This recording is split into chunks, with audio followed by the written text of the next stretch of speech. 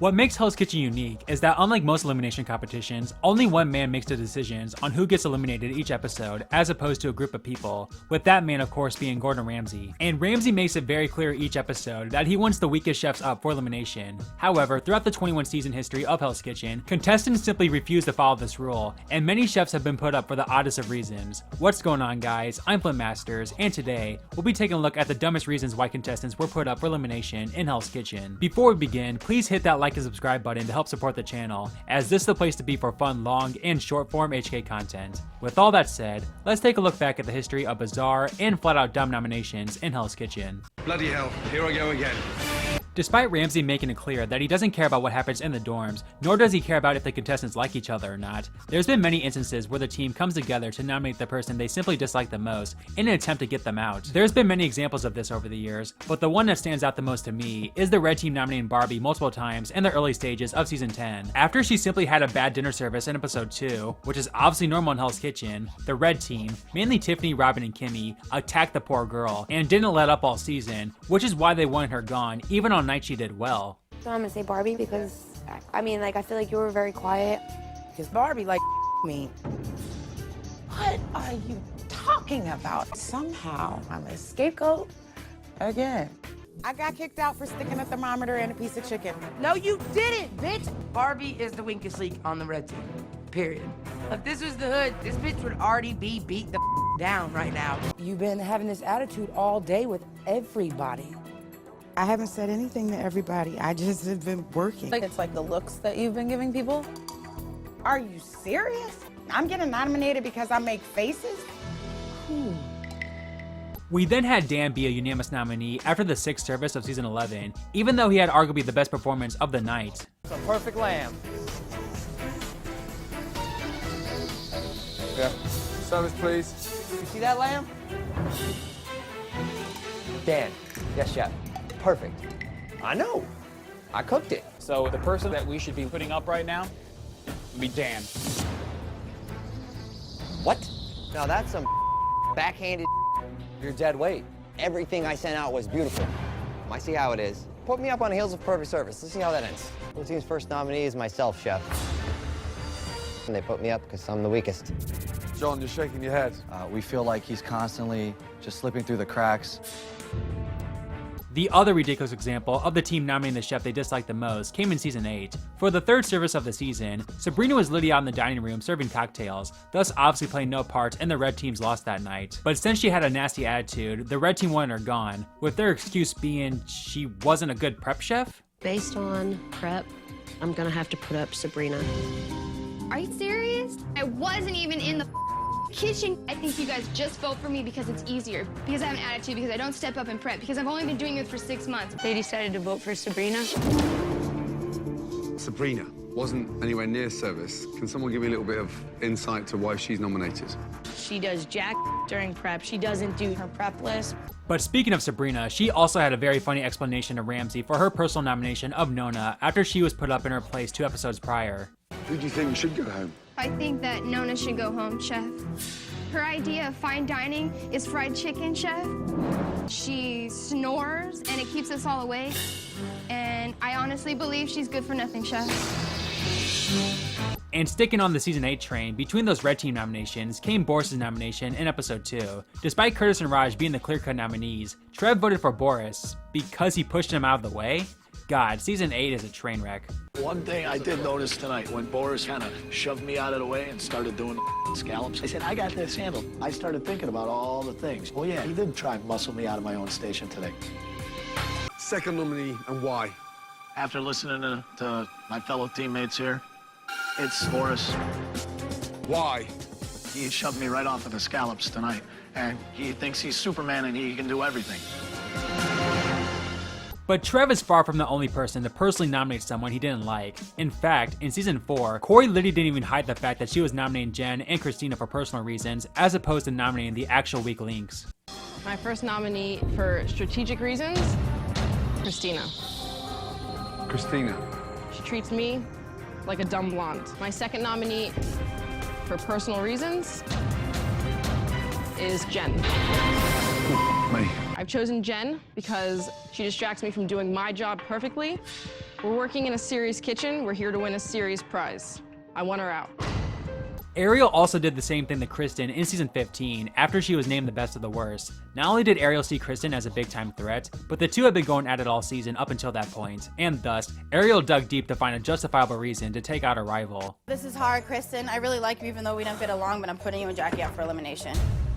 It came out an order and a half. That was the french fries Jackie had dropped. I literally just dropped them. I mean, you come over there to help, you gotta double check, you gotta look. Ariel is the last person that should be having any power in this house. You've got power, and you're making a bad decision based on how you personally feel. Second nominee and why? My second nominee tonight is Kristen, chef. When she came back into the kitchen to help, there was a problem with the amount of french fries that went up, and there was an excuse about that. Kristen. Yes, chef. Back in line. Thank you, chef. But of course, one of the most common reasons we see chefs be nominated in Hell's Kitchen is due to them being perceived as an overall weak link. You would think chefs would know by now that Chef Ramsay almost always sees past this, but throughout the years, many chefs have had fine nights cooking-wise, but due to their lack of experience, past performances, or the team just simply viewing them as a weak link, they're nominated anyway. The first obvious instance of this came in season 3, as Julia was nominated multiple times for being seen as a weak link. Why was she perceived as the weak link, you ask? Well, it's because she worked at the Waffle House. On my behalf, I think only maybe 2 or 3 of my dishes was sent back. Like, for instance, with Julia. I know Julia hadn't worked in a fine dining situation before. Julia shouldn't be here because she was just kind of clueless. So it's time for her to go. If I was you, I would nominate Julia tonight. Definitely. It has to be Julie. She works at the Waffle House. I mean, come on. Julia, my biggest concern with you is for prep and things like that. You don't know as much as the few of us who've worked with the fine dining stuff. It took me 10 years to learn all these things. I don't think Julia's capable of winning this whole thing. She didn't know today what a creme brulee was. If I gave you a Michelin star restaurant a month from now, what would you purchase? But despite this first instance of nominating the weak, less experienced chef happening in season 3, 16 seasons and over 10 years later, the same thing happened in season 19, as ridiculous as that is to believe, as the red team nominated Nikki for being the least experienced chef on the team. Just purely based on tenure and experience, I'd have to go Nikki. You haven't run a brigade that big, so I don't know. I don't know what your skill set would be like as a leader. I agree. I'd say Nikki as well. I've shown a ridiculous improvement in 1 day. Red team's second nominee and why? Second nominee, Chef Nicole. What? What did she do wrong tonight? As far as running a brigade like the one we have, she wasn't going to be strong enough. So not based on tonight's performance that got you kicked out, left half your diners hungry. How much better was Nikki tonight than last night? 1,000% better, Chef. In season 10, Don was nominated after the first dinner service, despite Liddy doing nothing wrong. In fact, he didn't even get a chance to cook anything, due to Royce and Tavon being train wrecks that night. So yeah, Don was Liddy nominated based on first impressions alone, as the blue team thought quirky 44-year-old oddball Don was their overall weakest link long term, despite having Liddy no evidence to prove this. Based upon tonight's performance, I mean, I would have to say Royce, the overall picture, I would almost have to say Don. Don didn't do anything tonight in the kitchen. I had him picked from the beginning as one of the weakest links. You don't have what it takes, and you should not be here. My whole thing is I did not get a chance to prove what I can do. I mean, I didn't get to put out one entree. Based on performance alone, the person who was supposed to be my assistant that wanted to take charge of the area up just as bad as I am, and you are putting Dawn up. I don't think that Dawn should still go up. The second nominee is Don. Why? You didn't even cook. Not only did you put in a performance, but you came to a crap consensus.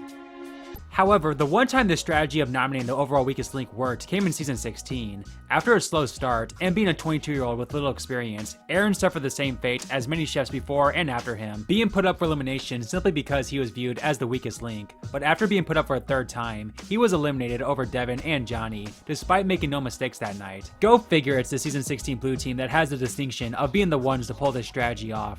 You know, what I've seen, I definitely think Aaron's the weakest one here. I'm looking in the future, guys. Like, you know, it's nothing against you, Aaron, bro. I did awesome tonight. Second nominee is Aaron, chef. Aaron. What did he do wrong tonight? We didn't look at simply just this service, Chef. We looked across everything we've done since we've been here. Johnny.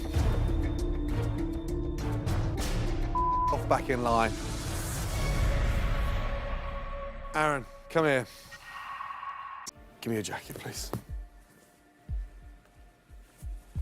Good night. Great, Chef. I still am, like, baffled on why I got eliminated.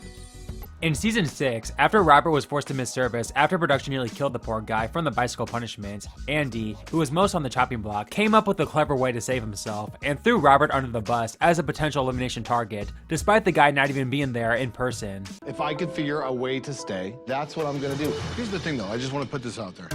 Robert, I just think you shouldn't stay in the game. You miss the service, you're done. It's not right, bro. I think you missed the service, you're done. Yes. Who have the men nominated? I'm trying to figure out where Robert's at. Well, clearly, Robert's not here. It would be unfair to judge him on a performance having not stepped foot in the kitchen. And lastly, there's sweet old Rochelle, as the poor girl had not one, but 2 ridiculous nomination reasons. First, in episode 3, she was nominated over the likes of Jessica and Bev, simply because she wasn't feeling well. Anybody for Rochelle? I wish I wasn't sick. I hate this. Rochelle, she just can't put her 100%, and we need 100% from everybody right now. Second nominee. Rochelle, Chef. She's very ill and is not recuperating and is getting worse. But then in probably the dumbest nomination ever, the red team nominated Rochelle at the final 10 because she wanted to start a family. No, I'm not making this up. I don't want to put off having a family and getting married like Chef Andy. If I want to get married, I want to start a family right away. Is it hard to balance a family and work? Because I do want the family. I want to get married. We don't know if Rochelle wants to be a chef or a housewife. 12-hour days. 19-hour days. 19-hour days. You know what? I'm thinking maybe Rochelle should go up. Because of the conversation that we had earlier with Chef Andy. She has said her true passion is to start a family. I thought about that too. Do we make up a different story? Just say personal reasons that hinder things in the kitchen. But we chose Rochelle. We're just concerned that her passion outside of here is starting to overtake what's going on in here right now.